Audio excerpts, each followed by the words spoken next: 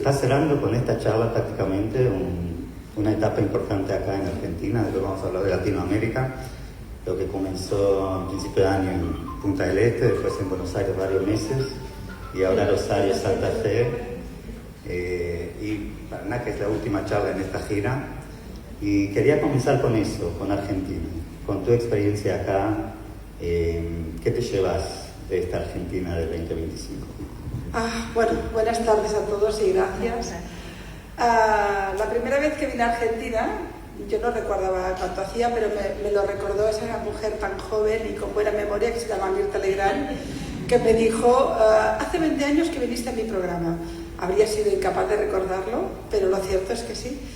Y ya estuve aquí, alguien me recordaba en el 2007, o sea, hace 18 años, que fue mi primer viaje al interior argentino, que estuve en Paraná, y me quedé después he hecho 1000 viajes en muchos lugares, pero me quedé siempre con ese recuerdo, porque fue muy cálido. Tuve una impresión de, no sé, primero de mucha hambre de saber, de conocer, de hablar, y después de mucha calidez. Me llevé, a veces ustedes no son conscientes, que yo intento darles lo que sé, lo que puedo, pero ustedes también me dan. Vivimos un mundo muy difícil, no siempre nos quieren. Hoy lo he buscado porque quería enseñarlo. Por ejemplo, hoy he recibido este tuit de los miles que recibo. Se ve un niño que parece que se esté muriendo y pone: ¿cómo te gustan los niños palestinos? Muertos de hambre, un disparo en la cabeza, agónicos, apuntados. Puedes escoger, genocida. Este es el último que he recibido. De estos les pueden imaginar que recibimos muchos, ¿no? Y por tanto tienes, a pesar de las convicciones y de las ideas, tienes la fuerza de aguantar todo esto, pero cuando estoy en lugares donde recibo tanto cariño, yo me recargo, es como una pila que se recarga. Y recuerdo que ese primer Paraná fue una recarga, fue algo muy intenso, de manera que cuando Shai me dijo, alargamos a Paraná, dijimos, va, sí, alargamos, o sea que muy felices. Y bueno, qué aprendizaje, evidentemente, tanto más que el aprendizaje en Argentina, que también porque he estado unos meses, ahora después de Paraná me voy a Chile, ya voy a Barcelona, pero Argentina ya es como una segunda piel para mí. Además me hace ilusión que hoy es el Día de la Independencia. Ustedes se sacaron de encima a los Borbones, nosotros aún no, pero hacemos lo que podemos. Y en un día como hoy, claro, después de 20 años de venir aquí, es casi como una piel para mí, ¿no? Tanto el tema judío como el tema argentino se han convertido en una parte muy importante de mi vida. Son como patrias que incorporas a tu propia patria. Y lo primero que he sacado de Argentina, quizás sería de estos meses aquí, es primero, y me ha sorprendido, una cierta endogamia periodística. No, solo hablan del pelo de Milei y del balcón de Cristina, pero no hay manera de que en el mundo pasan muchas cosas y en Argentina a veces no se acuerdan. A mí me sorprendió. Yo cuando estoy en mi país y me llama pues Feynman o Leuco o Rossi a las tantas de la madrugada, yo tengo la impresión de que hay un feedback internacional, pero cuando he estado aquí me he dado cuenta que el periodismo es un periodismo muy endogámico sobre los temas argentinos. Yo recuerdo que un día estaba en un plató, me parece que en La Nación, y después de media hora hablando del balcón dije, perdonen, hay una guerra en Irán. Por aquello de si les interesa, ¿no? Y recuerdo incluso que cuando hubo la tragedia ya definitiva de la familia Vivas también yo pensé, bueno, voy a ir a hablar del tema, y parecía que no, sí, pobrecitos, qué dolor, pero no hablábamos de lo que significaba. Quizás esa reflexión, si me lo planteo en términos críticos, esa reflexión de que un país con tanto debate político y tanta intensidad intelectual, porque es evidente que en Argentina hay mucho pensamiento, sin embargo hay un periodismo muy endogámico que no acaba, hasta el punto de que esta mañana una chica me ha preguntado, ayer a la noche, perdón, el directo fue ayer a la noche, sí, un directo de televisión me preguntó ayer a la noche, bueno, pero ¿usted cree que lo que pasa en Irán nos interesa? Y yo dije, bueno, solo tuvieron 2 atentados iraníes, pero en fin, diría que sí, ¿no? Quizá ese punto, para elevarlo a lo crítico, a los aspectos positivos que les cuento. He sido muy feliz, he ampliado mis relaciones, mis amigos, he podido tener un poco de vida porteña, en este caso más que de aquí porteña, y en este sentido muy bien. El segundo elemento sería más de corte político, cómo yo veo el nuevo gobierno, en qué aspectos soy crítica, en qué aspectos lo aplaudo, pero no sé si hace falta, más o menos, si hace falta lo digo, pero no, creo que en términos geopolíticos ustedes han hecho un cambio para bien, porque esa Argentina vinculada al eje bolivariano era horrorosa, era lo peor de cada casa. De golpe un país tan importante como Argentina tenía de aliados a un tío que habla con los pajaritos y al boliviano y al cubano, y en fin, era un desastre eso, ¿no?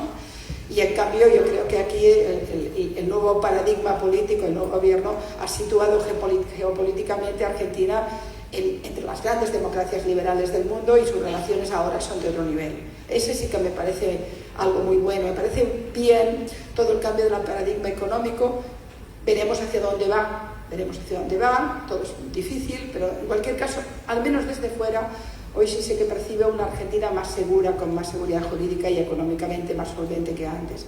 En otros aspectos soy crítica. Ciertos tics autoritarios no me gustan, esa grieta permanente que la van abriendo y abriendo no me gusta, esa voluntad de hablar todo el día de Cristina, porque contra Cristina se vive mejor, ya lo entiendo, pero habría que ir sacándose eso. Todo lo que tendría que ver con la regeneración democrática de Argentina, que implica también el respeto de los diferentes mecanismos de control, eso aún me hace sufrir. Yo le dije el otro día, tuve la ocasión de estar con Adorni, y le dije, esa frase que he leído en Twitter que dice nunca se odia suficiente a los periodistas, no me parece regeneración democrática. Me parece un problema muy grave. ¿Cómo puede un presidente decir eso, no? En esos aspectos yo sería más crítica. Pero bueno, es que ustedes son muy divertidos en la política, es decir, realmente la política argentina nunca, siempre te da muchísimo motivo para pensar, reflexionar, pero estaría en ese impasse, ¿no? Y luego lo que nos corresponde, lo que nos toque, he encontrado allí donde he estado, no solo en Argentina, sino en todos los recorridos de las comunidades que hemos hecho por Latinoamérica desde el 7 de octubre, he encontrado dos cosas que son importantes. Una, un dolor profundo. Como no lo tenemos todos, no. Alguien nos dijo en Uruguay que el 7 de octubre le había hecho explotar el ADN, de golpe, como nunca. Dolor en la diáspora, la sensación de que, esto ha venido aquí, nos atacan directamente, con el antisemitismo arreciando en todas partes, con un mundo que se vuelve loco y en lugar de atacar al terrorismo lo banaliza y casi lo aplaude, y en cambio ataca a las víctimas. Es algo que está ocurriendo realmente. Y entonces he visto un mundo judío más activado, más organizado, un poquito menos desunido, que les cuesta, pero bueno, un poquito menos. De golpe he visto sinergias, organizaciones que se han unido para hacer actos, he visto en ese sentido algo que me ha gustado, porque a veces ustedes saben que lo de las 3 sinagogas divide mucho, ¿no? Pues en este caso me ha parecido. Y después he visto la doble reacción entre esos judíos que la reacción a lo que está ocurriendo es me entro en el gueto, me escondo, o los que han dicho hago un paso adelante y voy a militar, voy a hacer pintadas, voy a hacer manifestaciones, voy a denunciar un acto de antisemitismo, etc. El proactivo. He visto el pasivo y el proactivo, los dos comprensibles, porque a mí más de una chica joven me ha dicho ¿qué hago en la universidad? Porque si me pongo el Magen David, luego voy a tener que dar explicaciones y tendré problemas. Quizás es más cómodo no ponérmelo, ¿no? ¿Y qué le dices a esa chica joven que es su primer año universitario, que quiere gustar al chico, que quiere tener amigos, y que resulta que la estrella de David se convierte en un elemento de debate, de polarización, incluso de ataque, ¿no? Yo le digo, siéntate orgullosa y manténlo, pero claro, es muy cómodo decir eso porque al final lo tendrá que vivir ella, ¿no? Y recuerdo que cuando me lo planteó yo tuve ahí una cierta crisis. Yo siempre creo que en la vida tienes que estar muy orgulloso de tu identidad y defenderla, y a quien no le guste no lo quieras en tu vida. Pero esto es fácil cuando eres mayor, cuando tienes 18 años y llegas a la universidad todo es más complicado, ¿no?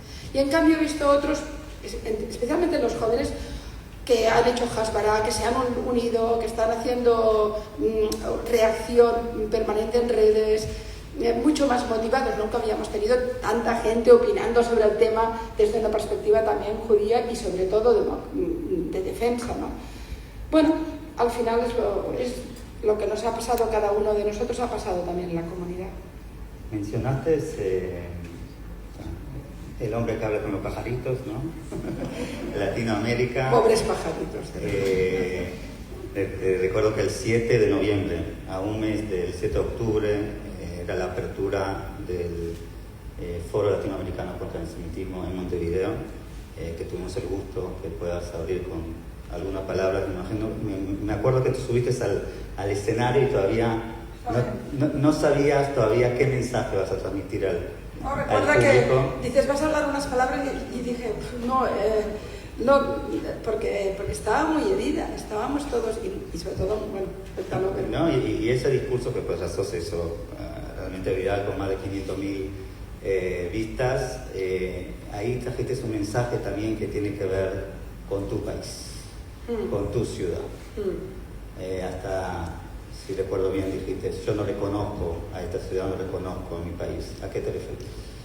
Creo que empecé diciendo no reconozco a mis amigos, no reconozco a mi gente, no reconozco a mi ciudad o mi país, ¿no? Venía era el 7 de octubre, había pasado unos días o un mes, me parece, ¿no? No llegaba al mes, creo. Estábamos todos muy impactados, pero yo tenía un doble impacto.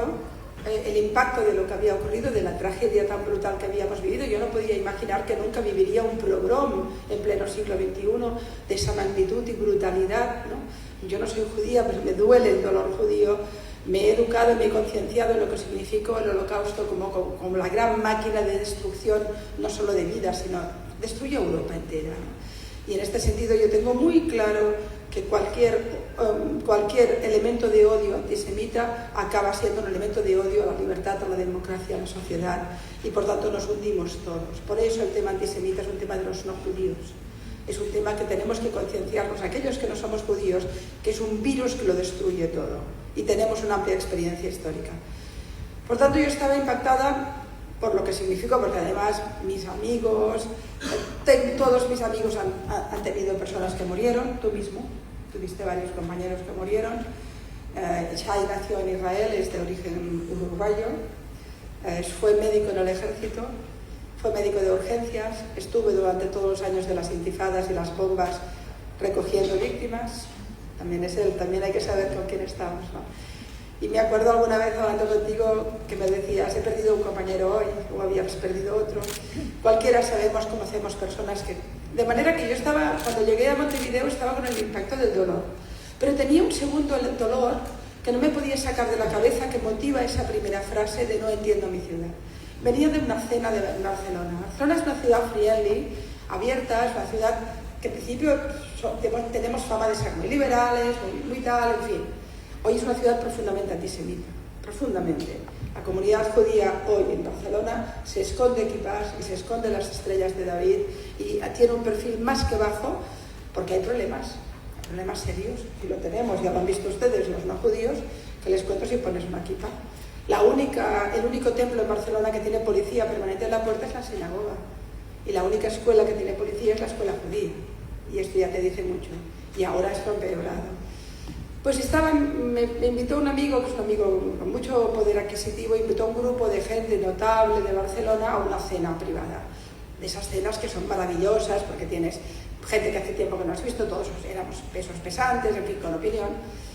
Supongo que les habrá pasado a ustedes, no sé aquí en Paraná, pero en mi ciudad y en yo creo todo el mundo occidental, las cenas acaban cuando sale la palabra Israel, se va todo a la porra. Desde el 7 de octubre se convierte ese tema en un tema explosivo. Pasó eso. Apareció el tema israelí, el tema de la guerra de Gaza, vaya, pero les hablo que hacía un mes, el 7 de octubre, muy al principio. Y de golpe yo empecé a explicar el horror de Hamas, lo que significaba, la dimensión que tenía, bueno. Y un señor que yo tenía delante, catedrático universitario con sus 2 doctorados, por tanto alguien culto, algunos libros habrá leído, que a quien yo respetaba, me paró en seco y me dijo, bueno, pero ¿qué te esperabas que hicieran, pobres palestinos? Digo, ¿cómo? Dice, a ver, cuando estás desesperado, pues haces lo que puedes. Digo, sí, claro, violar niñas, secuestrar bebés, masacrar familias durmiendo, claro, es lo normal. Cuando una persona educada en democracia, universitaria, con 2 doctorados, considera que lo que ocurrió el 7 de octubre se puede explicar, ahí tengo una destrucción absoluta de lo que significa para mí la humanidad. Es decir, yo cuando vine a Montevideo estaba rota por las 2 cosas. Estaba rota y dolida, como ustedes, como todos ustedes, por el horror que estábamos conociendo. Íbamos sabiendo el número de muertos, veíamos las fotos, esas imágenes de las chicas secuestradas, de esos chicos, ese horror, en fin. Pero yo venía con un segundo horror, veía como mi ciudad y mi gente estaban mutando y estaba pasando de tener conmiseración por las víctimas a blanquear e incluso aplaudir a los asesinos. Y eso habrán visto que después se ha convertido en algo mundial, ¿no? Por tanto, bueno, yo continúo no reconociendo. Yo siempre tuve la teoría, y lo he escrito hace muchos años, que cualquier persona inculta, cuando habla de Israel, se puede volver imbécil. Es decir, hay mucha gente muy inteligente, muy brillante, pero cuando hablan de Oriente Medio, hablan de Israel, se vuelven unos cretinos, dicen unas barbaridades, repiten unos tópicos que se pueden desmontar en un minuto y no tienen ninguna vergüenza de verbalizar su absoluta ignorancia. Porque todos los que hablan del conflicto no saben nada, nada. Y si me encuentro a veces con periodistas a ese nivel y con catedráticos de universidad y lo que quieran, ¿no? Por tanto, ustedes saben muy bien, porque lo tienen en la piel de Auschwitz, que la cultura no te impide ser o un asesino o un antisemita o un tipo perverso, ¿no? Pero a pesar de todo, contemplar cómo mi ciudad iba mutando hacia posiciones tan dogmáticas, sin ningún sentido crítico, como los que nos manteníamos defendiendo lo que a mí me parece el sentido común, nos íbamos quedando aislados y empezamos a recibir ataques. Yo he tenido de todo, me han hecho pintadas en mi casa, me han puesto en dianas, me tiraron pintura, me han hecho de todo. Que no lo explico por nada, no lo explico en el sentido de que como de golpe hay una agresión importante. A mí eso no me asusta ni me preocupa, Yo creo que aquellos que te atacan por obtener una opinión distinta, el problema lo tienen ellos, no tú, a mí no me van a hacer callar. Pero sí que es verdad que se estaba poniendo muy agresivo. Y después ya lo han visto en las grandes manifestaciones, en los campus universitarios, el 8 de octubre, el 8 de octubre en la Plaza Sant Jaume, que es la plaza central de Barcelona, hubo una manifestación gay a favor de Hamas, una manifestación LGTB a favor de Hamas. Es que claro, y yo no lo podía entender, decía, pero estos tipos locos no saben lo que les pasaría. No, tienen un Tel Aviv que es el más fiable del mundo y estaban defendiendo a Gaza. Era una cosa que bueno, absolutamente... El 8 de octubre. El 8 de octubre, el día siguiente en Barcelona hubo una primera manifestación a favor de Gaza. El primer día, Y vi ahí hay banderas LGTB, porque el fenómeno woke ha hecho esto. Ha mezclado todo. Si eres feminista, tienes que ser feminista, a favor de los trans, en contra de Israel, odiar a los yanquis y algo más. Y si no, no eres ni feminista y tienes que ser... Es decir, se ha convertido en un fenómeno dogmático, hiperideológico. Y entonces hace que aquellos que hemos abrazado todas estas causas, el racismo, el feminismo, estemos excluidos. Porque tú no puedes ser pro-israelí y ser feminista. Tú no puedes ser una mujer violada y ser judía, porque ya no eres violada, eres culpable. Qué silencio del feminismo, ¿verdad? Durante todo este tiempo. Bueno, pues eso es lo que sentí. Después lo he racionalizado. En aquel momento me agarraste muy emocional, porque acababa de llegar, estaba muy choqueada, estaba enfadada con mi mundo y mi gente. Me sentía como aquellos raros intelectuales en los años 30 que se plantaban contra el nazismo. No tenía esa sensación de soledad, ¿no? Y por tanto después lo he racionalizado y hasta casi lo puedo explicar, lo cual no significa que continúe siendo bueno. Pero bueno, eso significaba no entender mi mundo. Nadie puede entender el mundo cuando el antisemitismo crece. No se entendía el odio a los judíos en la vieja Sefarad, no se entendía en el Affair Dreyfus, nunca se entendió en los inicios del nazismo en Austria, que nunca hablamos de Austria, ese paisito tan bonito, que no solo fue la familia Trapp cantando por los Alpes, creo que fue otra cosa, que nunca lo olvidamos. Kulbarajan, por cierto, era austriaco, ¿se acuerdan? Bueno, el antisemitismo es irracional, pero el problema es que quien lo levanta, lo justifica y lo alimenta es gente racional. Y ahí es donde tenemos un conflicto con la razón y con la verdad que es profundo, ¿no? Y te desconcierta. Se puede decir que prácticamente la semana después te subiste a un avión y de aquel entonces nunca terminaste ese viaje. Mi marido me reconoce. Me parece que lo saludamos juntos más que el pueblo de sola. Mi marido era pro-palestino cuando lo conocí. Me duró 2 minutos. Porque no era pro-palestino, era ignorante de este tema, Con lo cual, a la que le expliqué 4 cosas, bueno, luego me lo llevé a Israel y ahora está pesadísimo, va a todas las manis. Y dice que si no fuera por unas tijeras ya se había hecho judío. Se puede arreglar algo con el rabino. Lo podemos arreglar. Yo creo que tiene un apellido marrano. Un día me divertí mucho con mi suegra, porque es católica, apostólica y romana, de las de verdad, el Vaticano. Y una vez, hablando con un ladino en Tel Aviv, el apellido de mi marido salía en la lista de los marranos y me lo pasé pipa. Le dije, católica, apostólica, romana, pero... no entienden nada por eso. Entonces en ese viaje logramos estar en Israel y en varios países de Latinoamérica, visitando varias comunidades. Estuvimos en Nirosh, en Sderot, en los kibbutz, estuvimos cuando aún se olía el cuerpo, los cuerpos quemados, aún había olor a cuerpos quemados, me impresionó. Estuve mucho tiempo con ese olor, que para mí era la metáfora de la brutalidad, ¿no? Porque era un olor que tenía vidas allí, ¿no? Y recuerdo que lo sentí en Nirosh cuando íbamos hacia el comedor, y ahí se ve que habían quemado cuerpos, y de golpe no pude entrar, yo no entré. Fíjense ustedes, para que vean cómo todo es tan impresionante, que a la entrada de Nirosh hice una foto, la entrada del comedor, había un afiche que ponía esta tarde a las 6, manifestación contra Netanyahu, 7 de octubre. Porque claro, la vida política, la crítica y la no crítica en Israel estaba muy viva en aquel. Y yo recuerdo haber visto aquel afiche que era como también otra gran metáfora, ¿no? Esos animales habían ido a matar en Nirosh, donde había mucha gente que era crítica con el gobierno, ¿no? En fin, bueno. Tocaste ese tema de Israel, la visita a Israel, que salimos con varios alcaldes de Latinoamérica. Me parece que fue muy significativo para ellos, pero obviamente también para nosotros.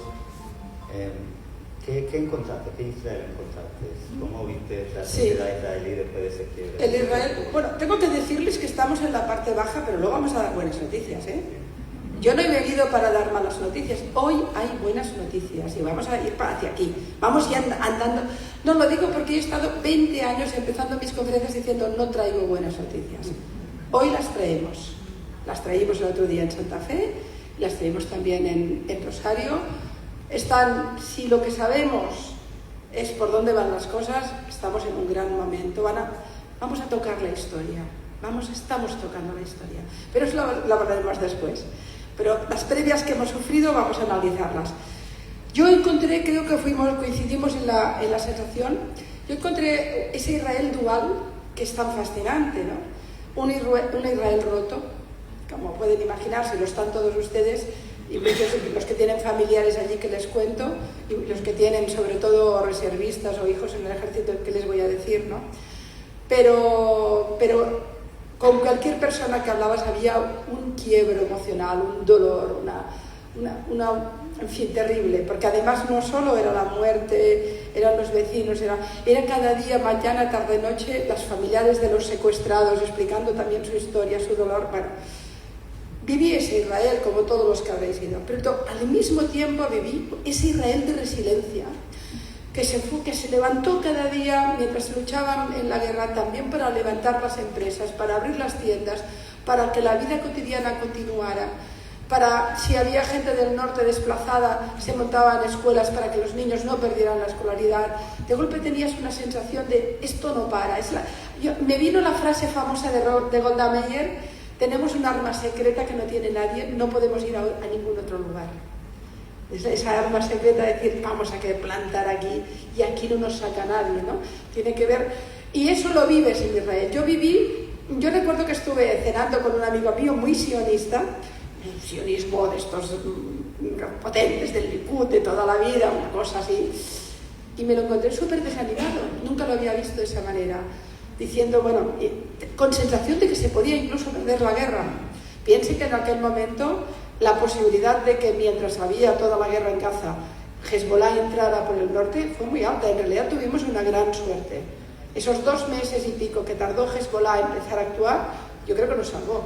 Que salvó Israel, porque no salvó, habría aguantado, pero la ofensiva doble, pero decidieron hacerlo por partes y no les salió tan bien, por suerte. Ese Israel resiliente que tienes la sensación de que... decía lo de mi amigo. Me encontró ese amigo muy hundido. Por primera vez, Pilar, puede ser que nuestro país no sobreviva.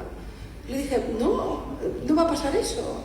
Y recuerdo que lo estuve animando cuando un grupo de gente que estaba con él, le dije, ahora te habla el dolor, pero es impensable, ¿por qué tu pueblo llevamos 3000 años intentando matarlos y aquí están? Es el único pueblo del mundo eternamente perseguido. Creamos una industria de exterminio para matar más rápido y mejor, y aquí están. Y Israel es otro milagro, lleva 77 años de guerra permanente y ahí está. Empezó con naranjas y tiene la tecnología más importante del mundo. No vais a perder. Pero era esa... Y luego recuerdo que le pregunté, ¿mañana qué haces? No, mañana voy a acompañar a unos reservistas. O sea, salía a la residencia. Estaba roto emocionalmente, pero al día siguiente se iba, no sé dónde, desde Rota a ayudar, que con un tema... Y era ya un señor que tenía su edad, ¿no? Bueno, es el milagro israelí. Israel es un milagro. Ayer lo comentabas, que dije, quizá los rabinos tenéis algo con Hashem, lo vais hablando, pero lo cierto es que me parece inconcebible. El pueblo judío tenía todos los puntos del mundo por desaparecer, como tantos pueblos en el mundo han desaparecido. Y aquí están, son el pueblo más notorio del mundo. Ayer daba los datos. Ustedes son 15 millones de personas, pero de ustedes hablan 8.000 millones de personas. Pero esas 8.000 millones de personas no hablan de otros pueblos. O sea, los catalanes somos 10 millones, no saben que existimos. Los escoceses no saben que existimos, que existen. No sé, en las montañas de Kamandú no deben saber dónde está Finlandia, o que existen finlandeses, que son poquitos. Yo qué sé, pero todos saben que existen los judíos.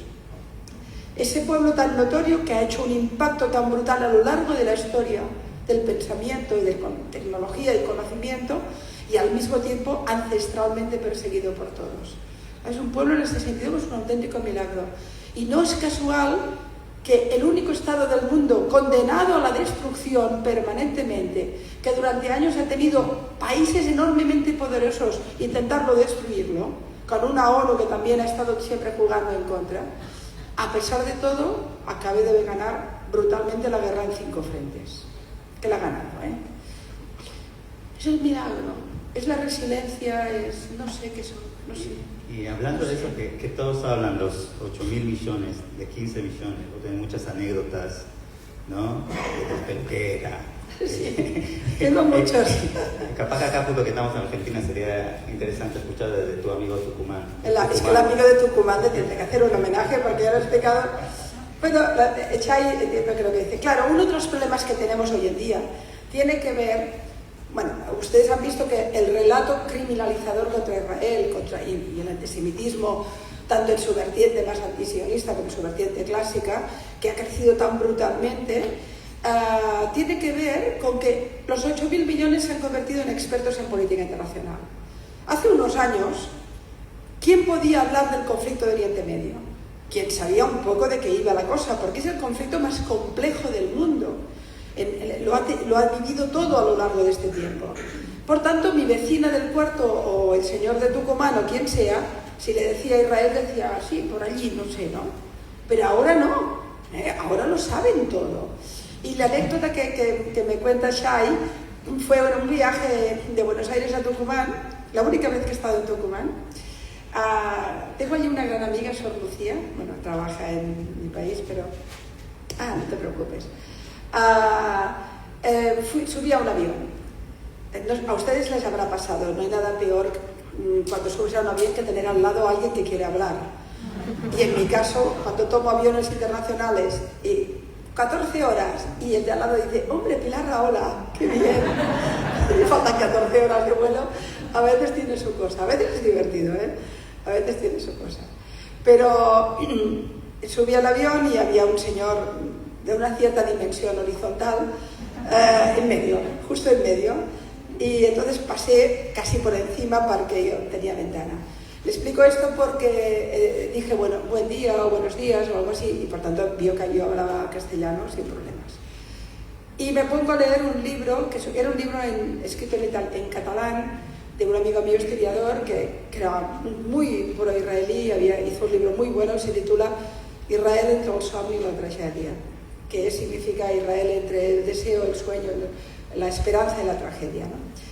Y el señor de Tucumán me dice, ¿es italiana? Digo, no, digo, esto es otro idioma, soy catalán. ¿Judía? Pillé la palabra Israel, judía, y pensé, vamos a hacer la prueba del algodón. ¿Sabes lo que es la prueba del algodón? Ahora les explicaré luego otra cosa. Había un anuncio hace muchos años en España que la señora estaba limpiando, era la época que las mujeres solo limpiábamos en los anuncios, ahora hacemos más cosas.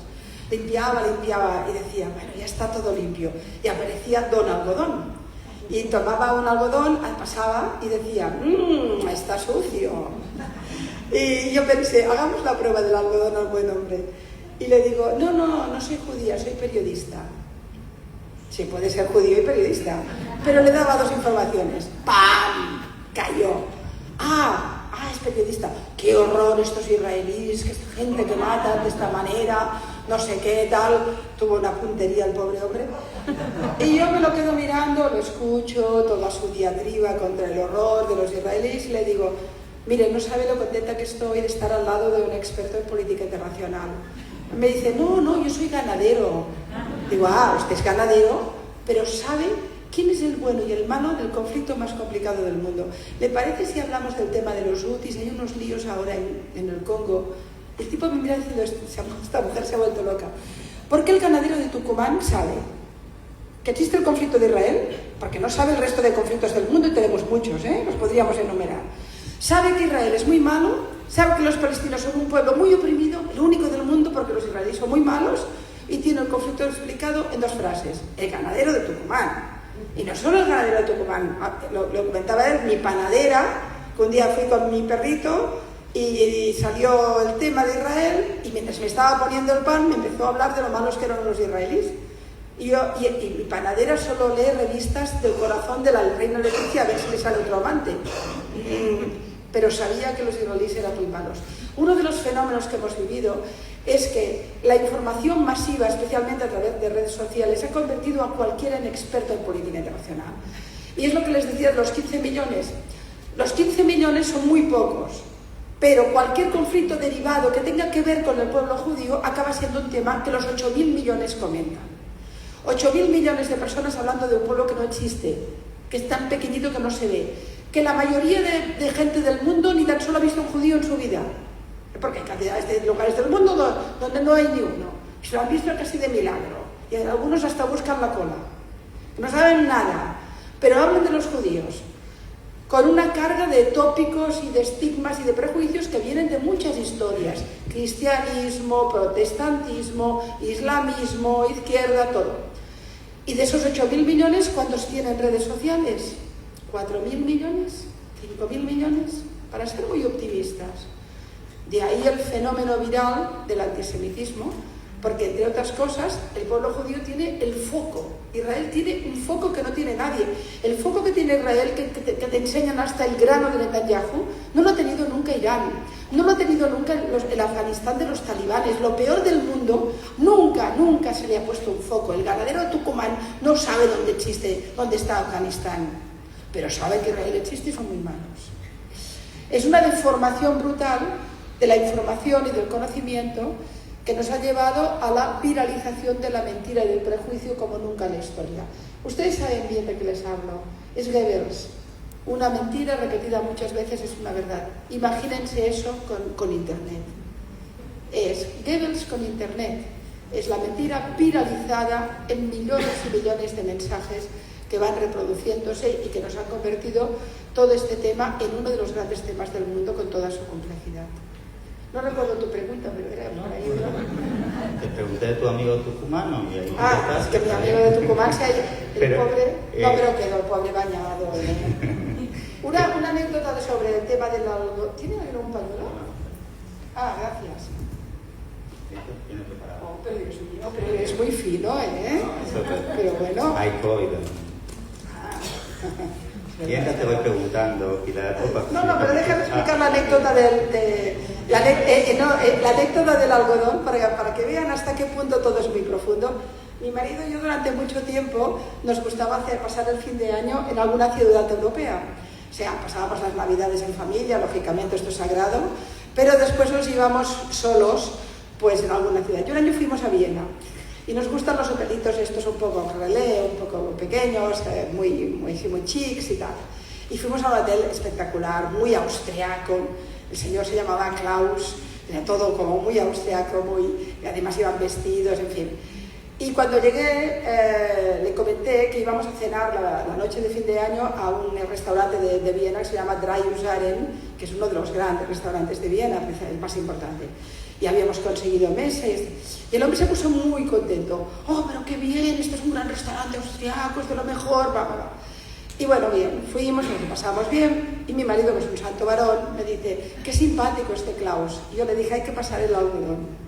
Y a la mañana salimos, acabamos de desayunar, salimos, y dice, ¿y ahora dónde van a ir?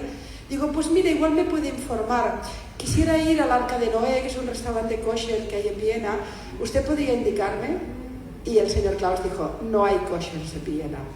Digo, no, es un restaurante judío. Dice, no hay judíos en Viena. Ese era el simpático austriaco Klaus, que nos decía, qué bonito, ¿no?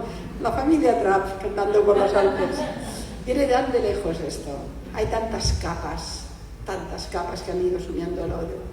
En fin, bueno, ¿qué me parece que tiene que ver con lo que dijiste antes también, de lo que pasa en los medios de comunicación, este mundo que vivimos del fast food, ¿no? En redes sociales, la necesidad de los medios oficiales de estar siempre ahí antes de las redes sociales, todo lo que vemos, el fenómeno TikTok, etc. Sé que acá hay varios que hacen asbará y muchos están muy frustrados que perdimos esa guerra del asbará a partir del 7 de octubre. ¿Por qué? ¿Qué está pasando hoy en el mundo, en la parte de comunicación? Bueno, para poder explicar, poder entender lo que le ha pasado al mundo con el tema de Israel, realmente yo puedo tener algunas ideas, pero es enormemente complejo, porque entender la imbecilidad, entender el absurdo, el sinsentido es siempre difícil. Y lo que está ocurriendo es un sinsentido, a unos niveles terribles. Es lo que he recibido yo hoy, ¿no? Cada día es igual. Y quien me dirigía a esto es un diputado, no es uno cualquiera, de izquierdas, por supuesto. Pero, primero, es cierto que vivimos en una época que va en la dirección del ganadero de Tucumán, que estamos más informados que nunca, pero más peor informados que nunca. Antes quizá no teníamos tanta información, pero era más buena. Ahora tenemos una cantidad enorme de información mala. Y entonces estamos embutidos, como aquellas locas francesas que les ponen comida, se la ponen así para hacer el hígado graso, y entonces, claro, no digieren nada. Nosotros tenemos, desde que nos levantamos, desde que vamos a dormir, con los WhatsApps, las redes, el TikTok, el Instagram, el no sé qué, informaciones de todo tipo, que en función de cómo estemos, nos llegan por un lado u otro. Esa cantidad enorme de información no la digerimos de ninguna manera. Y además, la prensa seria ha dejado de ser seria. La prensa seria se preocupa más de que ha salido una noticia en Twitter y que hay 2000 tipos diciendo que es verdad. No, porque hay uno que dice, yo estaba en el hospital en Gaza y han muerto 500. Y eso se convierte en un titular en la BBC, sin filtrarlo, sin comprobarlo, sin nada. No he vivido ninguna guerra, y yo he estado en 3, ninguna guerra donde la información ha sido más falsa y ha sido más manipulada que esta. Brutal, porque nunca antes los grandes periódicos habían sido tan banales y tan irresponsables con la información. Claro, durante los 2 años o año y casi más de medio, desde el 7 de octubre, la información sobre la guerra la ha dado jamás. Y la han repetido, en el Ministerio de Salud de Gaza. Claro, que debe ser un órgano independiente que no tiene nada que ver con Hamas, porque en Gaza Hamas ni dominaba, ni había armamento, ni eran unos dictadores, en fin. O sea, hay un título para algún diario de la izquierda, lo que dijiste recién. Sí, ¿no? ¿Cuál? Algún diario sacado que decís. Sí. El Ministerio de Salud de Gaza. Jamás, oigan. Fíjense que a veces, pero es que estoy hablando de web serias, de diarios serios, que han comprado de la A a la Z con los números y con todo lo que decía el Ministerio de Salud, que evidentemente utilizaba la mentira permanente para la propaganda. Y esto ha sido un quiebro terrible del periodismo. Por tanto, el primer elemento que nos explica lo que ha ocurrido tiene que ver con que aquellos que informan han empezado desde el primer día a desinformar. Nunca una organización terrorista había tenido una propaganda tan masiva de medios tan serios. Y eso ahora empiezan a reaccionar, ahora empiezan a decir, y no ha habido manera, los que estamos en los medios de comunicación se nos han cerrado puertas por no tener una opinión mayoritaria, porque se ha instalado un pensamiento único. Esto es genocidio, ya está, ya no puedes discutir. Entonces ya está, ya no hay nada, ya no hay matices, ya está. Y luego hay diversos elementos más, es decir, ¿por qué hay este fenómeno? A ver, el principal responsable de esta oleada de odio a Israel es la izquierda. En este sentido aquí no hay matices. El ruido de la izquierda y el silencio de la derecha, porque por otro lado los que podían haber contrastado esto no han dicho nada, Es decir, aquí no hay... Yo lo veo esto muy claramente en España. En España Pedro Sánchez, que tiene todos los líos del mundo, que tiene la cloaca le está llegando aquí arriba, y quiere sobrevivir, ¿qué hace? Se pone en la cafilla palestina, dice vive Palestina, y el tipo sobrevive un poquito. Lo mismo que ha hecho Petro. Todos los miserables de la política hablan a favor de Palestina y ganan un tiempo. Y eso ha sido Pedro Sánchez. Pero Pedro Sánchez ha declarado el Estado palestino. Yo recuerdo que cuando hizo la declaración de reconocemos el Estado palestino, yo pregunté en televisión, ¿con quién? Habrá que saberlo, ¿no? ¿Con quién lo reconoces? ¿Con la Autoridad Nacional Palestina? ¿Con las Brigadas de Al-Aqsa? ¿Con Jihad Islamía? ¿Con Hamas? ¿Con Irán? ¿Con quién reconoces? Tonto. Un Estado que si no ha habido ningún acuerdo de ningún tipo no tiene ninguna lógica, ¿no? Pero tengo que decir que mientras Pedro Sánchez vociferaba contra Israel, hasta el punto que no tenemos embajador de Israel en España, hace las funciones el representante político, ¿cómo se llama? El ministro, pero el Partido Popular, el partido de derechas, Feijóo, callado. Es decir, tampoco no ha habido en el ámbito político, los que piensan diferente no se han atrevido a plantarse ante el pensamiento único. Y luego hay una izquierda que ha tomado este tema como un rasero, en parte porque se han quedado sin causas. Las causas tradicionales se han hundido y entonces queda la Palestina. Ya el obrero oprimido por el capitalismo ya no les funciona, porque el obrero lo que quiere es el clase media. Y porque el capitalismo, pues resulta que es un régimen que da más justicia social que el comunismo, que lo destruyó todo. Y se han quedado sin causa. Y la causa palestina es la suma de una cantidad de causas que ya no tienen. Pero en España, por ejemplo, hoy he estado yo en un Zoom en televisión y el representante de Podemos lo primero que ha dicho es que Israel bla, ¿no? No hablábamos de Israel, hablábamos de Pedro Sánchez, que hoy ha tenido una comparecencia, pero ha sacado el tema rápidamente. Era una de las condiciones que ponía Pedro Sánchez de Israel. No cualquier otra. Podemos, la extrema izquierda, aman a las víctimas, la libertad, pero no han hablado nunca de las niñas afganas, no han hablado nunca de las mujeres asesinadas en Irán, no han hablado nunca de los pobres armenios de Nagorno-Karabaj. ¿Qué les cuento? Mentira que estén a favor de la justicia. Lo que hacen son dogmas de fe ideológicos, y Israel la odian porque es un país exitoso. Israel es el paradigma del triunfo del libre mercado, del libre pensamiento y el triunfo de la democracia liberal. Es el éxito, y eso lo odian profundamente. No es una sorpresa que esa izquierda odie las dos democracias más sólidas del planeta, Estados Unidos e Israel. Pero no te odian Venezuela, no te odian Hungría, que está hecho un desastre, no te odian Irán. Al contrario, en la guerra con Irán aún me salían tipos de este tipo, defendiendo a los pobres iraníes. En fin, ¿no? Porque los imperialistas israelíes, Israel es 80 veces más pequeño que Irán, pero el imperialista era Israel.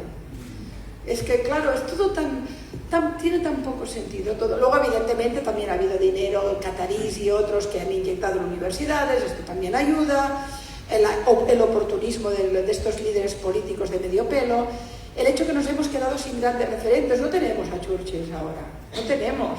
Tenemos Chamberlain de 3 al 4, como mucho, no tenemos grandes referentes. Todo suma en el discurso que finalmente se ha instalado, ¿no? Antes de pasar a la buena noticia, porque tenemos también buenas noticias, sobre todo seguimos igual todavía con el dolor del 7 de octubre y algo que impactó, que empezamos a hablar de las manifestaciones el día después, el 8 de octubre. Se dice mucho que el 7 de octubre unió al pueblo de Israel con la diáspora en el corazón, pero también unió en la amenaza. O sea, estamos viendo esa explosión de antisemitismo, el último informe de lo que es el antisemitismo en redes sociales. Obviamente que España es el líder de números absolutos, después viene México, Colombia, Argentina en el 4º lugar, mucho más en porcentaje. Vimos eso, vimos comunidades en las diferentes visitas como dijiste, que se vuelven al gueto, otros que salen a manifestar o a apoyar a Israel. ¿Cuál es tu perspectiva del antisemitismo en este momento y a dónde va? Mira, así como yo tengo buenas noticias respecto a Oriente Medio, que las intentaremos explicar bien, en algún momento lo haremos, tengo malas noticias sobre el fenómeno antisemita, porque las redes sociales nos han complicado mucho más este estigma de odio que, como decía Elie Wiesel, Auschwitz mató judíos, pero no mató el odio a los judíos.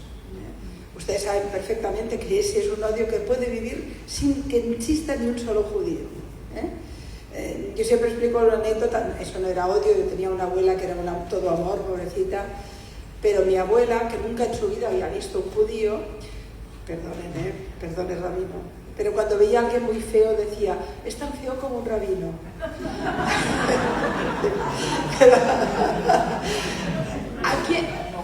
¿De dónde le venía a mi abuela, de dónde le venía la idea de que si eras feo, eras rabino? Pero si tú le decías a mi abuela, ¿y qué es un rabino? No tenía ni idea. Y les hablo de mi abuela. Y todo el lenguaje, el comportamiento. Yo escribí un artículo en El País un día que se titula Perro judío, porque en un debate político entre candidatos, un candidato le dijo al otro, no seas perro judío, y nadie se inmutó. A nadie le llamó la atención que eso era una barbaridad. No, formaba parte del lenguaje natural. Por tanto, ahí hay un pósito que es muy brutal. Mire, yo lo explico de esta manera.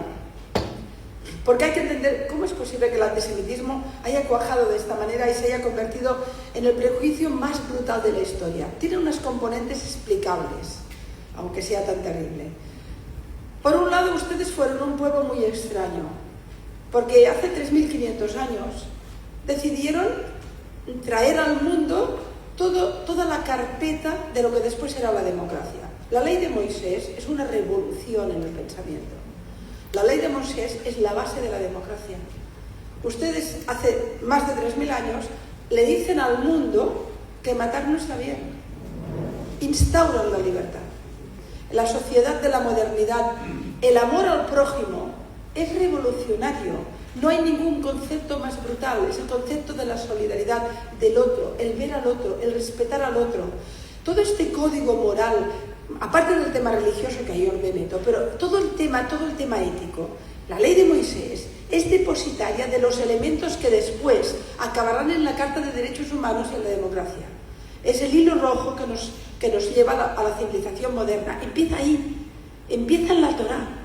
Pero en un momento de la historia donde lo que ustedes decían era muy raro, porque los pueblos se afianzaban con la muerte, y con la conquista, y con el desprecio. Y a partir de ese momento, la identidad judía se convierte en un doble problema. Por un lado, es una identidad muy fuerte, tiene el libro, tiene el código ético y moral, tiene una fuerte identidad, pero al mismo tiempo no quiere expandirse ni quiere convencer a nadie porque solo es un pueblo para él mismo. En un momento donde todo el mundo impone el poder a través de la masacre y de la imposición. El cristianismo, ¿cómo crece? Crece con la espada. no crece con la cruz y con Dios, crece con la espada. Cruzadas, matanzas y se afianza el poder. Es una religión de conquista. El Islam, ¿cómo se impone? Con la espada. Empiezan quemando la biblioteca de Alejandría y ya no han parado. Y así se impone a otras culturas y a otros pueblos. Los judíos no. Los judíos no querían que nadie fuera judío, fuera de eso. Pero eso los hace enormemente fuertes en la identidad, pero muy débiles en la fuerza y el poder. Y el antisemitismo empieza ya ahí, y a partir de aquí, el pensamiento del mundo se cuaja a través de conceptos que van sumándose, pero que todos son antisemitas. Los europeos y el mundo occidental, por ejemplo, aprendemos a entender el mundo a través de la religión cristiana, en su primer momento la católica, el cristianismo, si quieren, ortodoxos, al principio. Pero ese pensamiento y ese Dios y esos dogmas son antisemitas. Es decir, durante siglos aprendemos a amar al Dios católico odiando a los judíos. Hasta Juan XXIII, hasta el siglo XX. Mi abuela, O sea, imagínense.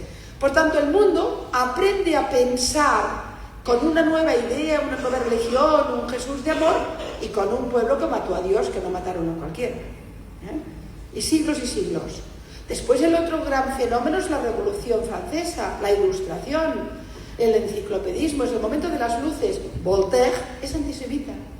Todo el pensamiento de la nueva Ilustración, que también impacta en el mundo, impacta con ideas nuevas y con el odio a los judíos. Y después viene el protestantismo, la Reforma luterana. Lutero es un antisemita, profundamente. O sea, que aprenden los cristianos de su rama a entender el mundo y a tener unos códigos odiando a un pueblo. Y después, y el Islam, que les cuento, es judeófobo de la A a la Z. Con lo cual también hay otra gran ideología que impacta en el mundo, que incorpora un pensamiento de odio. Y la última gran ideología es el fenómeno estalinista que deriva, el comunismo que deriva del estalinismo y tal, que es desde el primer minuto profundamente anti-israelí y por ese camino te acaba siendo también antisemita. Y ha impactado también en el pensamiento. Entonces un ciudadano cualquiera, de cualquier lugar del mundo, quizá lo asiático es diferente, pero en el mundo occidental todos, tenemos muchas capas que tienen que ver con el antisemitismo. Y alguna de ellas, ¡pam!, se activa. No sabéis cómo. Son muchos, dominan el mundo. Todos son sandeces absolutas. Solo hacerte ver la prensa para ver que no dominan nada. Pero a veces yo alguna broma he dicho, oiga, pues háganlo un poco, ¿no? Pero fíjate, imagínense la humanidad como un bebé que iba creciendo, iba aprendiendo. Y en cada capa en la que aprende, mientras aprende cosas positivas, también aprende a odiar. Auschwitz explica así. O sea, Auschwitz empezó en la vieja Sefarad diciendo no pueden vivir entre nosotros si son judíos, la obligación de recambiar. Luego les dijimos no pueden vivirse entre nosotros y luego dijimos no pueden vivir. De Auschwitz, desde el principio hasta Auschwitz hay un largo recorrido de capas y capas de odio que acaban explicando el asesinato de 3/4 de la población judía europea, que es la gran brutalidad. De Europa nunca más ha sido lo que... Nadie, es otra cosa. Ahí estamos, ¿no? Entonces, claro, ese es un fenómeno enorme, que tiene una dimensión histórica muy grande, que tiene que ver con el impacto que los judíos tienen en el mundo. Tendríamos que amarlos por todo lo que dan a la humanidad, en tecnología, en ciencia, en conocimiento, en arte, y al revés. Nunca, ¿no? Siempre, al revés, no, bueno, siempre uno que odia a Israel o a los judíos siempre dice, pero yo veo a Woody Allen y tengo un amigo judío. Claro, sí, eso sí. Pero lo cierto es que no. Pero y añade a todo esto, todos estos siglos, añade el fenómeno de las redes. Por eso ahora ustedes están viviendo un resurgimiento de un antisemitismo incluso clásico. Hay mitos que son de los que imaginabas que ya no existirían, ¿no? Parte de las cosas que se dicen, fíjense que en el tema de Gaza siempre se hablan de niños. Los judíos, los israelíes matan niños. Es el mismo mito cristiano de la Edad Media. Los judíos que bebían la sangre de los niños cristianos. Es exactamente el mismo mito. Pasado por la modernidad. Pero es el mismo. Es muy profundo. Y no lo tenemos controlado. Yo tengo la esperanza de que si cambia la situación en Oriente Medio, y cambia. y va a cambiar, y todo baje el suflé. Una parte de esta oleada de odio va a bajar mucho. Y entonces va a quedar otra vez más restringida a los grupos más militantes, más... Pero estamos en un mal momento, y esto tienen que tenerlo ustedes con conciencia, ¿eh? Todo judío puede en algún momento en la diáspora vivir alguna situación desagradable, porque esto está impactando ahora en todo el mundo. Y me preocupan especialmente los jóvenes que quizá viven tranquilamente su identidad, pero luego van a la universidad, van a los amigos, y todo esto es muy potente, y es en todas partes, no es muy difícil. Y acaba, mi hija está estudiando ahora un posgrado en Vancouver, y hay una chica israelí estudiando con ella, ¿no? Y ella tardó mucho en saber que era israelí. Yo le dije, pues coméntale algo y tal. Y mi hija es muy prudente y me dijo, mamá, es que no lo dice, lo esconde, ¿no? Claro, porque si no lo escondes, después hubo un día que lo explicó y tuvo problema con una profesora, o sea, que les cuento, ¿no? Chay y yo estuvimos en una escuela de México. A mí me gusta mucho antes me han presentado a alguien que era el profesor de la escuela aquí, ¿no? No acuerdo que he pensado en eso. A mí me gusta mucho dar alguna charla con jóvenes. Y estábamos en una escuela de México, en el Monte Sinai, creo que era, y eran niños de secundaria que eran el previo a la universidad. Y era una escuela preciosa además. Y cuando estoy con jóvenes me gusta increparlos. Y llegué y les dije, bueno, a ver, no voy a hablar yo, hablen ustedes, ¿cómo están? ¿Cómo se sienten? Callados. Venga, va, Y al final, uno que tenía el pelo rizadito adelante, le digo, venga tú, explícame, ¿qué sientes? Y con toda la normalidad, dice, yo tengo miedo que me maten porque soy judío.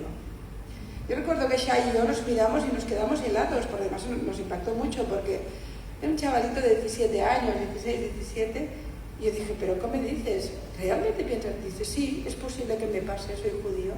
Entonces pregunté a la clase, ¿alguien más piensa como este chico? Empezaron a levantar manos. Uno explicó que le habían insultado en un bar de Milán, otro explicó que le habían increpado por llevar una estrella de David en Madrid, hubo otro que dijo, yo también lo pienso, que nos puede... Y los que iban con nosotros se sorprendieron de escuchar a los niños decir esas cosas que nunca dicen, pero están ahí metidas. Porque ellos están en el mundo, porque impactan, porque escuchan, porque ven las redes, porque ven la información, y les cae encima la identidad. Y ahí sí que habrá que hacer una gran lucha para reforzarlos. Igual que hay una lucha en Israel para superar el trauma, sobre todo en los adolescentes y los jóvenes pequeños que han vivido el 7 de octubre, ¿a quién va a impactar más? A los que ahora tienen 13, 14, 15 años y llevan 2 años viviendo ese horror, ¿no? Todo esto va a ser... En la diáspora también van a encontrarse, porque se ha vuelto complicado ser judío. Perdonen la frase, ¿eh? Se ha vuelto complicado. Quizá aquí en Paraná están lejos de todo y parecen muy tranquilos. En Santa Fe, ayer estuvimos con el intendente, y el intendente, un señor muy encantador y amable, nos dijo, en Santa Fe no pasa nunca nada. Hasta que Pilar llegó. Dice, no hemos tenido nunca ni un solo acto antisemita. Ningún problema. Y los miembros que estaban con nosotros, el presidente de la DAI, otros diciendo, no, realmente nunca hemos tenido ningún problema. ¡Pam! A la tarde aparece una firma de 20 organizaciones de Santa Fe, nadie sabe quiénes son, repudiando mi presencia en Santa Fe y considerando que era lo peor que podía hacer porque yo era una amiga de los sionistas, asesinos y no sé qué. Y el pobre presidente de la DAI nos ha traído. Digo, suerte que en Santa Fe nunca ha pasado nada. No estamos fuera del mundo, nadie está fuera del mundo. El mundo se ha vuelto global. Y el tema judío está ahí. Pero vayamos a lo bueno, ¿no? Como estamos 9 de julio. Vamos al 9 de... Sí, además hoy es el día de la patria, hoy es el día de la independencia. Ya que no puedo celebrar la catalana, celebraré la argentina.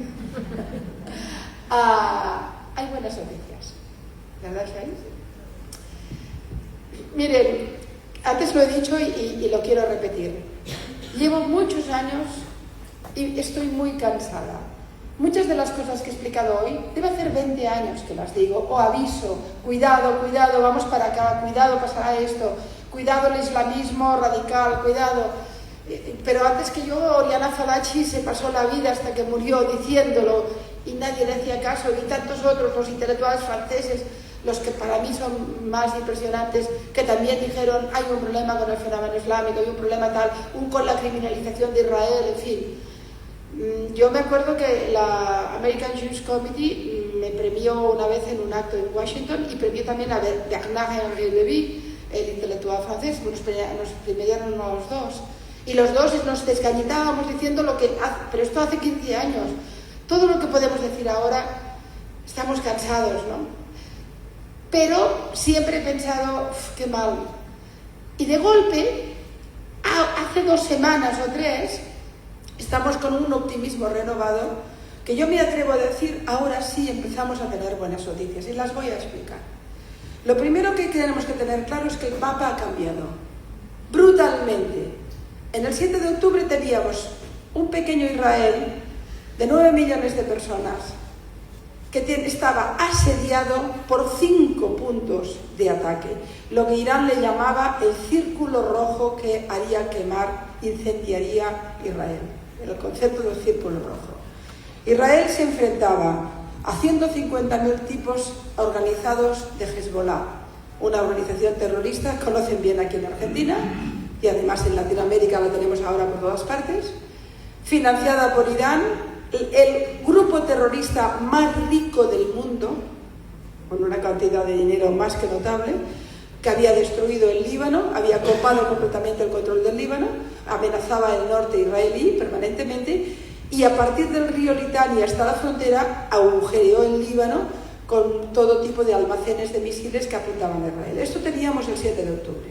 El 7 de octubre teníamos el gobierno de Siria, un gobierno terrible, corrupto, chiita, hachemita, instalado en el terror, en guerra permanente con Israel, y que era la base logística tanto de las plantaciones de la cocaína, esta subalterna iraní, y como de la logística armamentística para Hezbollah. Era el puente natural de Irán hasta el Líbano.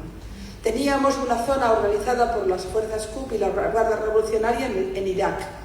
Desde Irak se han tirado misiles. Famoso Soleimán, que Estados Unidos mató, estaba en Irak organizando fuerzas chiitas en Irak para preparar la guerra contra Israel. Teníamos a los hutis, que están allí en el Yemen colgados, que de vez en cuando nos disparan. Y teníamos Irán, el gigante, la madre de todas las madres, la batalla de todas las batallas, el gran gurú, el gran mastermind de toda una operación, que siempre estaba haciendo la guerra contra Israel a través de nosotros, nunca frontalmente, pero sí a través del Líbano, a través... Y luego teníamos en Gaza, Hamas, Yihad Islamía, que sumaban entre unos y otros unos 55.000 activos armados. Porque cuando el ejército... Hoy ha vuelto a morir alguien. Cuando el ejército ha ido a Gaza a pelear, no ha peleado con mujeres y niños y hombres y sociedad civil.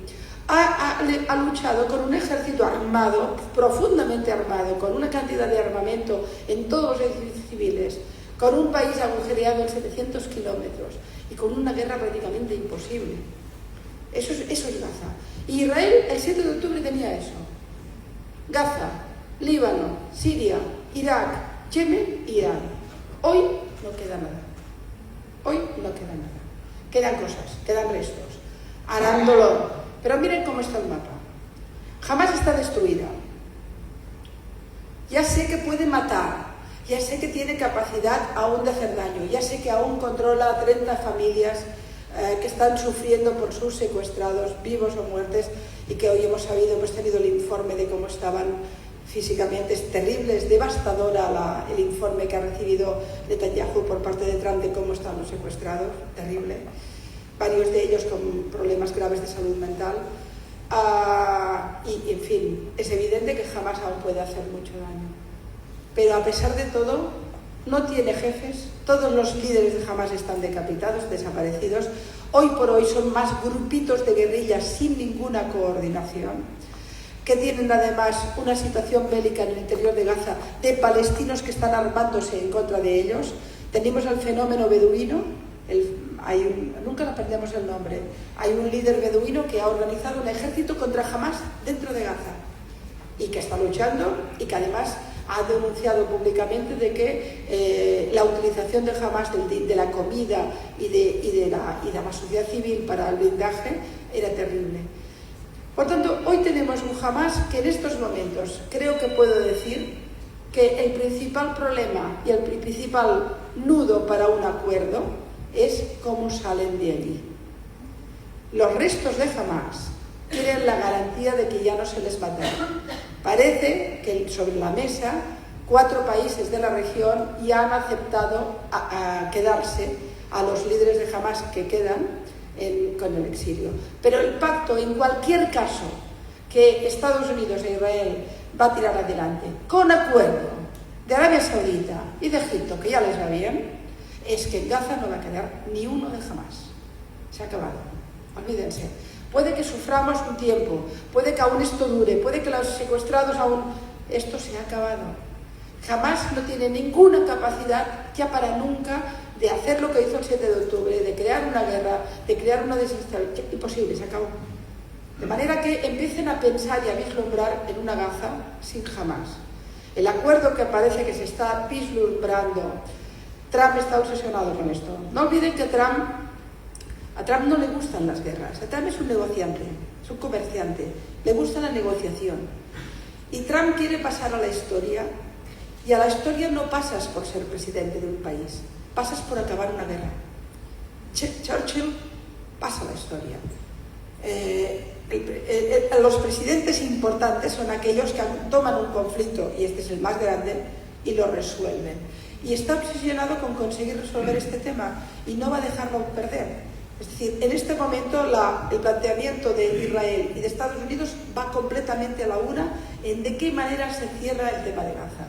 Y se cerrará con Gaza, con la gente que queda de Hamas, repartida entre varios países, entre ellos Emirates, que lo acepta, y Egipto, y después con la posibilidad de que los gazatíes que quieran irse de Gaza tendrán residencia y nacionalidad también en varios países de la región.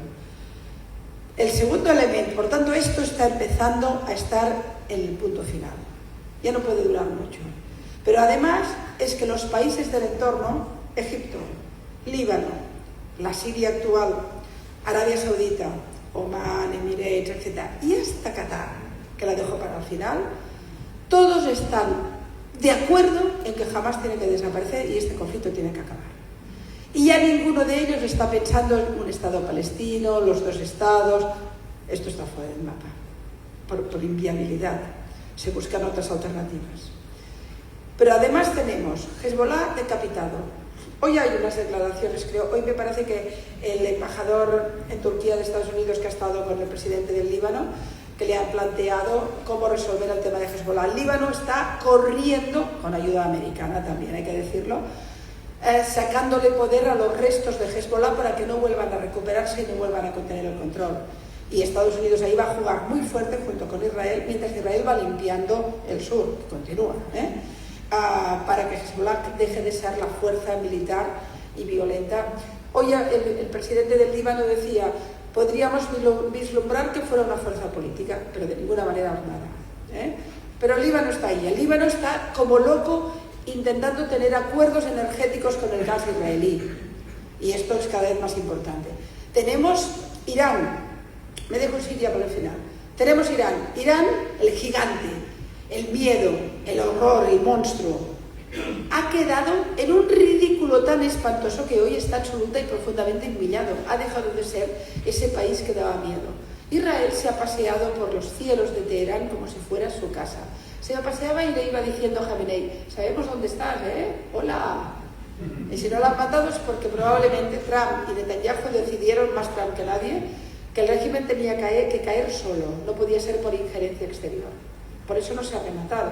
Pero el hecho es que hoy Irán ha perdido una parte muy sustancial de su defensa, ha perdido cantidad enorme de comandantes de las fuerzas Quds, de la Guardia Revolucionaria y del entorno del propio Jamenei.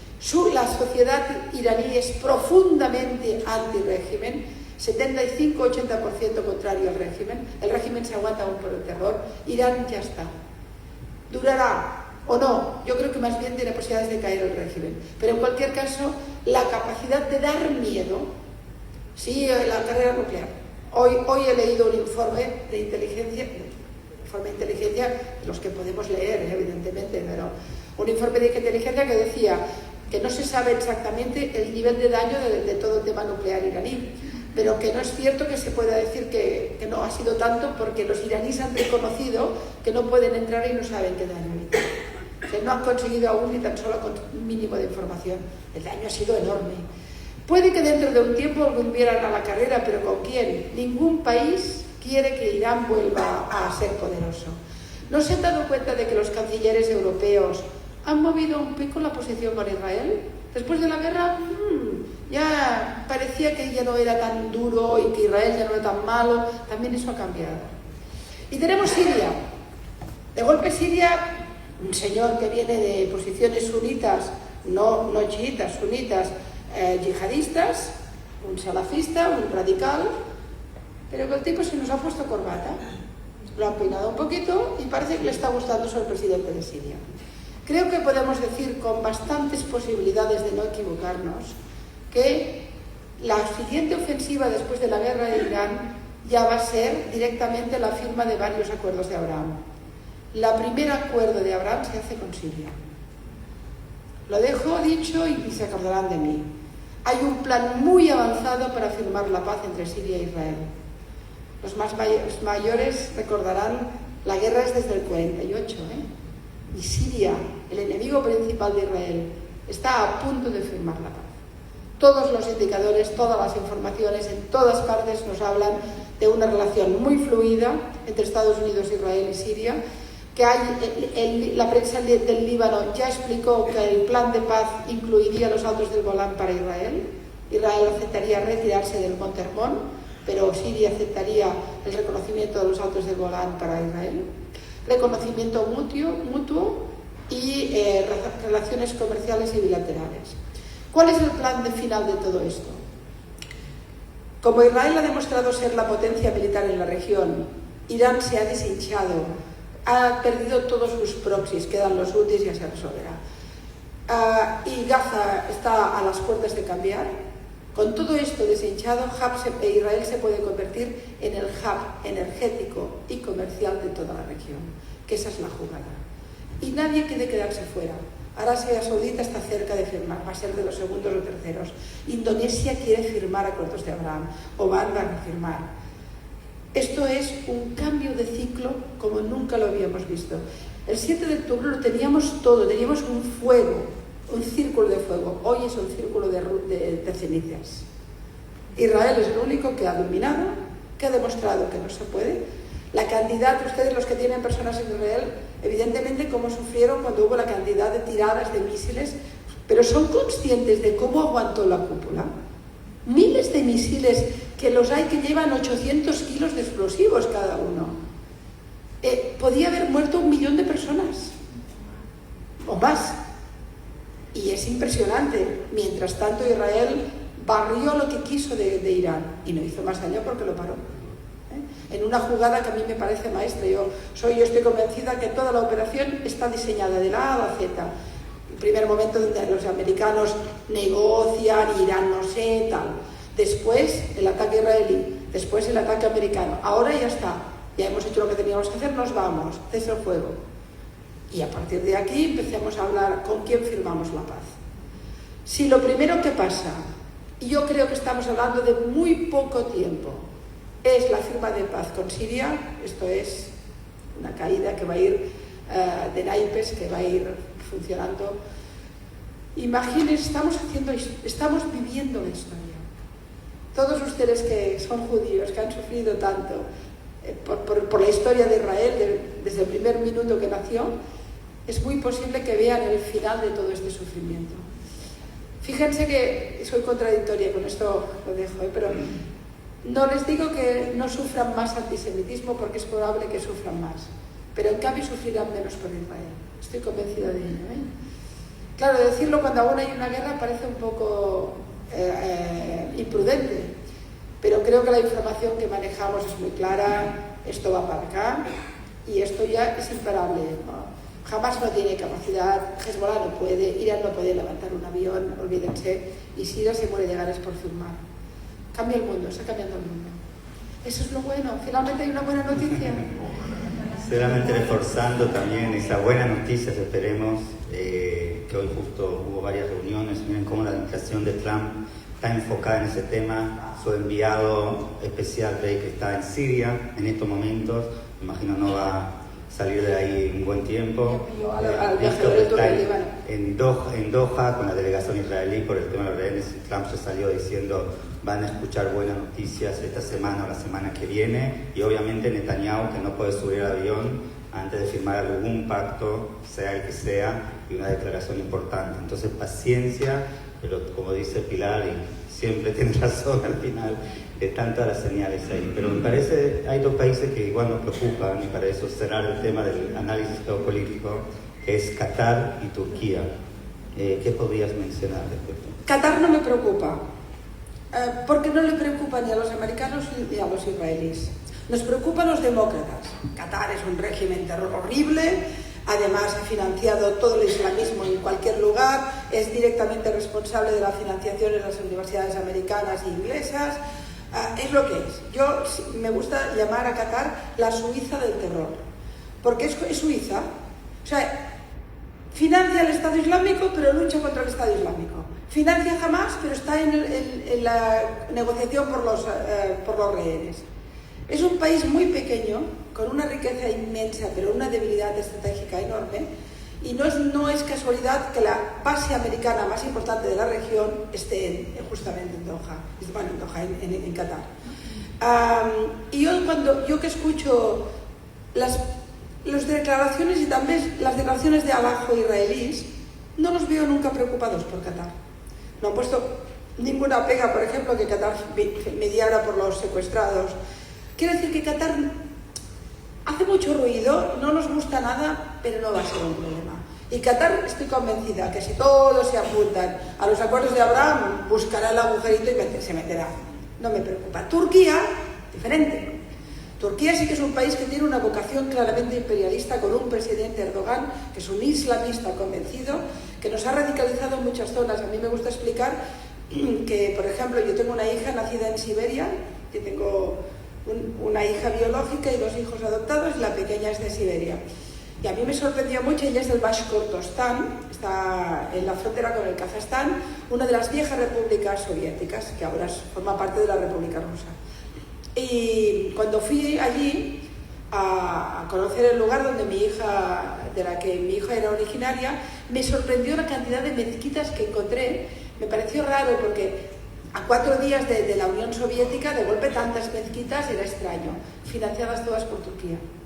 Turquía ha ido reislamizando todas las ex-repúblicas soviéticas que eran históricamente musulmanas, el Cáucaso también, en Libia ha entrado. Hay un expansionismo turco preocupante, y además con un plan. Yo creo que Turquía aspira a ser el Irán del futuro, eso es la impresión. Ahora bien, se fue a Siria con sus avioncitos y tal, y los americanos dijeron, bueno, es decir, Turquía tuvo una primera ofensiva cuando cayó Assad de control de la situación, y no se le ha permitido demasiado. De hecho, empezó bombardeando a kurdos y con su guerra permanente con el tema kurdo, y yo creo que americanos y israelíes le han hecho entender que tenía que volver para paz. No sé hacia dónde irá, porque nunca lo sabemos, la estrategia turca. Conociéndolos, si avanza todo en la dirección que hemos dicho, Turquía no querrá quedar fuera del acuerdo energético. Con lo cual ya veremos. Se está imponiendo la lógica durante tantos años en la región ha sido la bélica y terrorista, la violenta. Se está imponiendo sorprendentemente, después de que Israel ha ganado en todos los frentes, solos y abandonados, porque la situación nueva en Oriente Medio, que todo el mundo va a aprovechar, porque es una situación de esperanza, es porque Israel ha ganado en todos los frentes, sin ninguna ayuda, quizás solo la americana. Por tanto, pero como dijo el ministro alemán, Israel está luchando por... Yo lo he dicho siempre, ¿cuántas veces me has oído? ¿Por qué defiendes a Israel? Porque defiende mi mundo. Porque los locos que mataron el 7 de octubre me han matado en las Ramblas, y han matado en Amia, y han matado en cualquier lugar, porque es la misma ideología de muerte. Claro que estaré con Israel. Claro que luchan por la libertad y por la sociedad de de la tolerancia, claro que sí. Pero además, el cambio de paradigma en Oriente Medio es un beneficio para toda la humanidad y sin duda para Europa y para todos aquellos que quieran hacer sinergias económicas, negocios. De golpe estaremos en otro mapa. Y en ese mapa nuevo, yo no creo que Turquía quiera quedar fuera. No me la imagino firmando acuerdos de Abraham, Pero, bueno, acuerdos bilaterales, porque claro, parte del tema del 7 de octubre tuvo que ver con el tema energético. Irán, que ha hecho su acuerdo con Gazprom, con la gasística rusa, tenía mucho interés en una situación explosiva de guerra, en dinamitar las posibilidades gasísticas de Israel, que ya tenía acuerdos bilaterales con el Líbano. Y esto lo dinamitó, pero ahora esto vuelve otra vez a... Por lo tanto, yo en este momento, y me conoces, sabes que yo nunca he tenido optimismo en la región, porque los elementos eran preocupantes. Y esto ha cambiado de una manera brutal. Un año, o sea, el 7 de octubre ha hecho caer todas las cartas de los naipes y esos locos asesinos no se podían imaginar que estaban iniciando un proceso autodestructivo que ha recorrido todo Oriente Medio y que ha aterrizado finalmente en Irán. Es un mundo nuevo. Estamos viviendo la caída del muro de Berlín. Ahí. Por tanto, oigan, después de todo lo malo que he dicho, quédense con esto. Porque ustedes que cantan la tikva, ustedes que cantan por la esperanza, nunca la han perdido en el fondo, por eso resisten, ¿no? Pero es que ahora incluso los que somos profusamente pesimistas creemos que esto ha cambiado. No veo en el horizonte ningún elemento para el pesimismo en Oriente Medio, no lo veo. Esto ha cambiado. El poderío militar israelí se ha impactado en la región de una forma impresionante. Y no olviden que ningún país árabe quiere nada hoy, ni de Hamas, ni del tema palestino, lo han dejado caer. ¿Han visto manifestaciones en el Cairo a favor de Palestina? En París, en Barcelona, en Madrid. ¿En el Cairo? ¿En Jordania?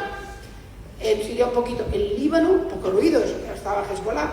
En Arabia Saudita ni les cuento. Como dijo alguien a alguien de Riad a Tel Aviv, acabad con Hamas y que no quede ninguno. Y era saudí. Lo decía un saúd una vez, lo repito. Hemos estado 77 años, 75 era que me dijo, cuando estábamos con la posibilidad de que los acuerdos de Abraham acabaran también con Arabia Saudita, 75 años intentando destruir a Israel. Como sabemos que no lo conseguiremos, mejor aliarse. Imagínense poder ser aliado de un hub económico como representa, que en plena guerra con Gaza, gastando todo lo que ha gastado para la guerra, con una mitad de la población en la guerra que no podía y sin embargo ha subido el PIB. Es impresionante.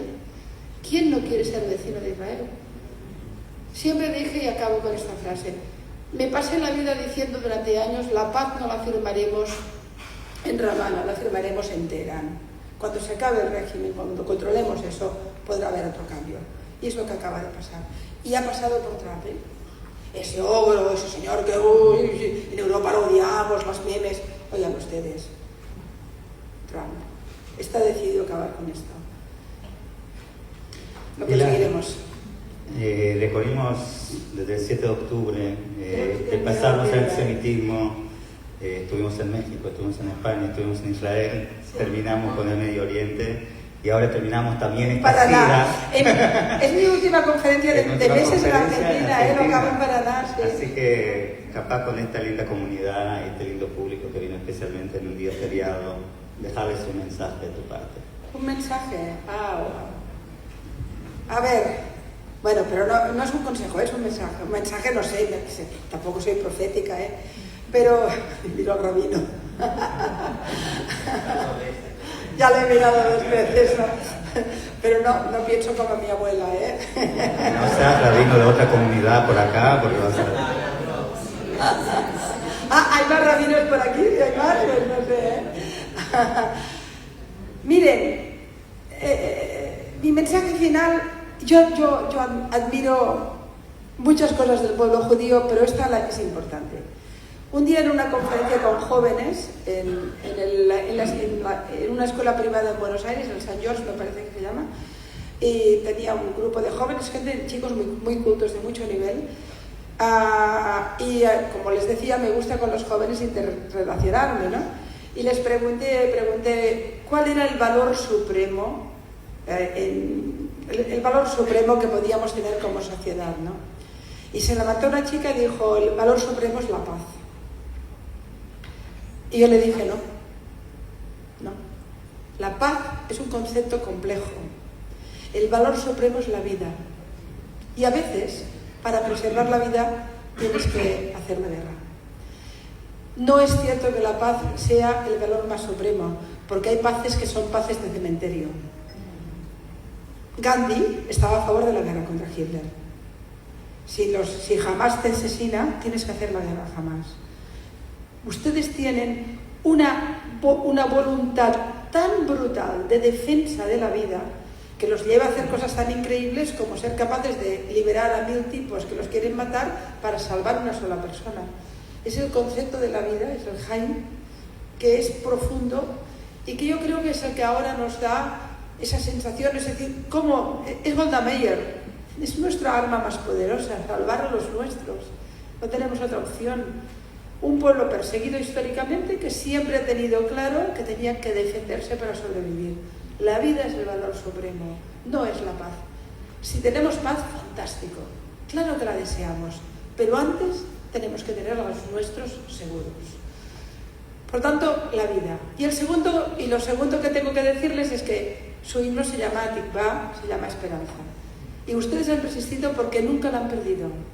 Yo les digo hoy que hoy la renueven, porque hoy ya no es una esperanza, hoy es una realidad. Estamos a punto de ver otro mundo. Por fin tenemos buenas noticias. Gracias.